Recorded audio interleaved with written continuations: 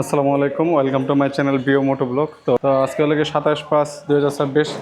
তো গাড়িটি দেখতে পাচ্ছেন, পিছনে একটা ব্যাগ বানছি। তো আজকে যেতেছি বাড়িতে। তো যদিও এর আগে বাড়িতে পরিবার দিয়ে আসছিলাম, আমি যেতেছি সিঙ্গেল। তো একলা যাওয়ার কারণে একটু বোঝাটা কম হয়েছে, আর আমার এই ব্যাগটাই পিছনে এভাবে বাইন্ধে নিয়েছি। তো পিছনে একটা আলাদা একটা আফটার মার্কেট একটা পিছনের ব্যাগ ক্যারিয়ার মানে আনছিলাম অর্ডার করে। আর আজকে প্রচুর পরিমাণ বৃষ্টি সকাল থেকেই। আর যদি আজকে যদি দেশ না যেত আর যেতে পারবো না কালকে ঈদ। তো অনেক কষ্ট হইব যাত্রা। তো যাত্রাটা অনেক কষ্ট হইব, কষ্টের মধ্যেও যেতে হইব।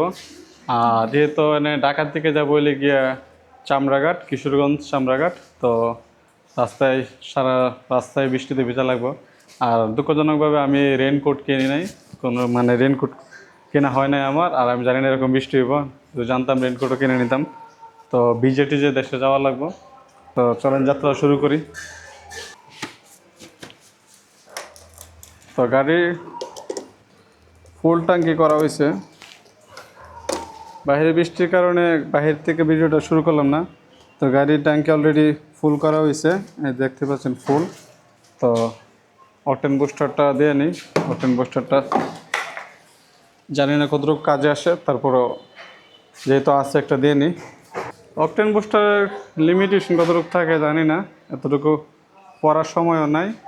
40 মিলি লেখা আছে। তো ফুল ট্যাঙ্কির মধ্যে আমি দিয়ে দিতেছি 40 মিলি।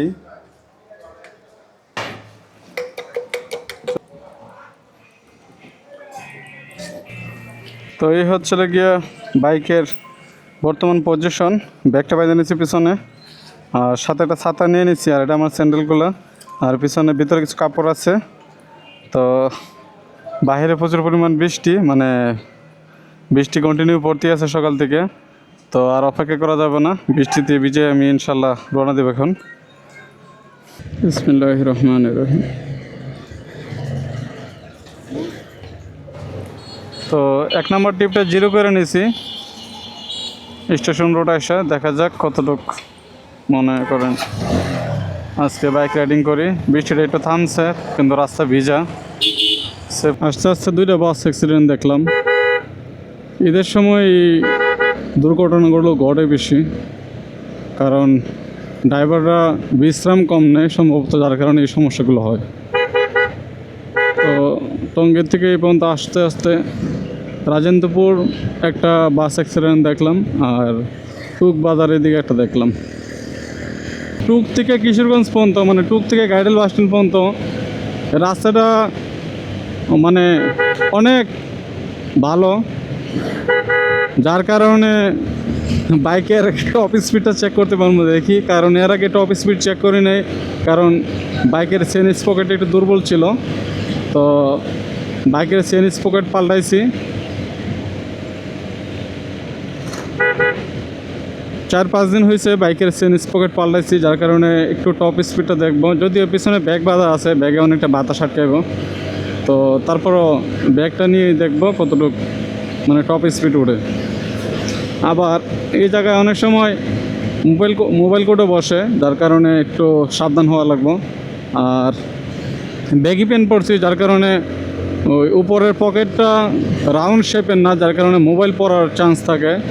তো ব্যাগি পেনগুলো অনেক পেন আছে যে পকেটের যে পকেট কাটিংটা, যেটা মানে সামনের পকেটটা, এটা ডাইরেক্ট লম্বালম্বি থাকে পকেটটা। তো পকেটটা যেগুলো রাউন্ড থাকে এগুলোর থেকে মোবাইল পড়ে না, যেগুলো পকেট লম্বালম্বি থাকে এই পকেট থেকে মোবাইল পড়ে থাকা।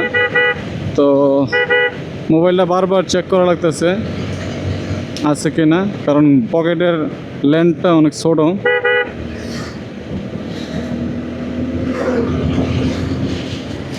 তো সামনে একটু জ্যাম, মানে গাড়ি করে একটু বেশি চলাচল করতেছে। তো ভালো একটা ফাঁকা জায়গা পাইলে গাড়ি টপ স্পিডটা চেক করব।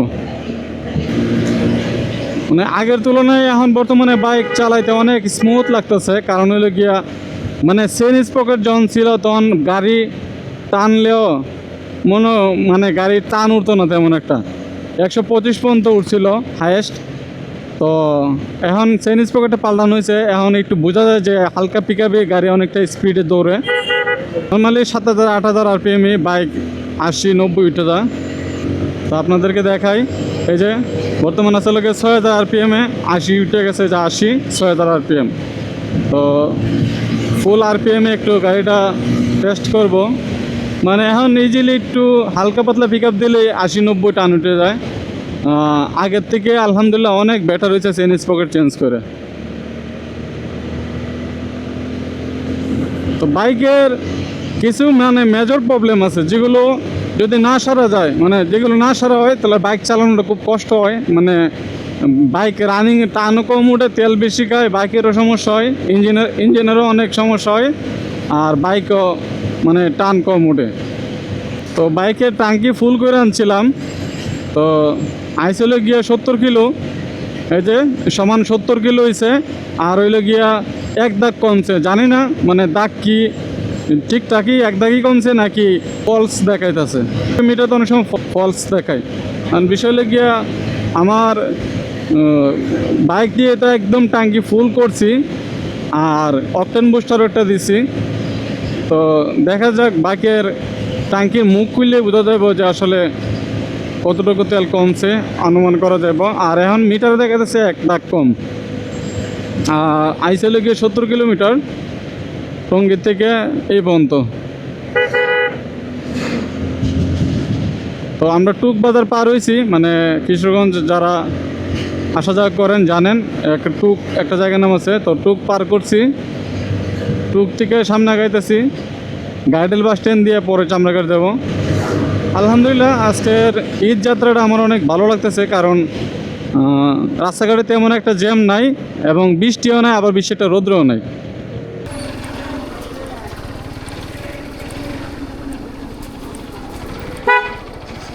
বাইক ওয়াশ করে দেবো এখানে।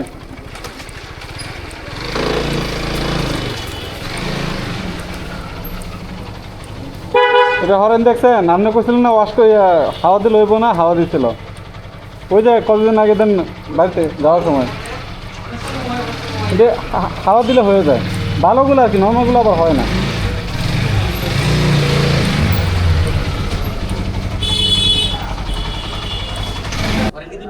হ্যাঁ দুইটা ইয়া দিয়ে এলেন, কাপড় দিয়ে এলেন। ইঞ্জিন দিয়ে একটু শুকাইবো নাকি, নাকি যে গরম ইঞ্জিনে নাকি রং উঠে জায়গা পানি দিলে, যেহেতু পানি ঠান্ডাও, যে আপনার গেমসটা শেষ করেন। আলহামদুলিল্লাহ বর্তমানে বালিকোলা আসছি, আর এটা হলো বালিকোলা মোড়ের মধ্যে গাড়িটা ধরে নিতেছি।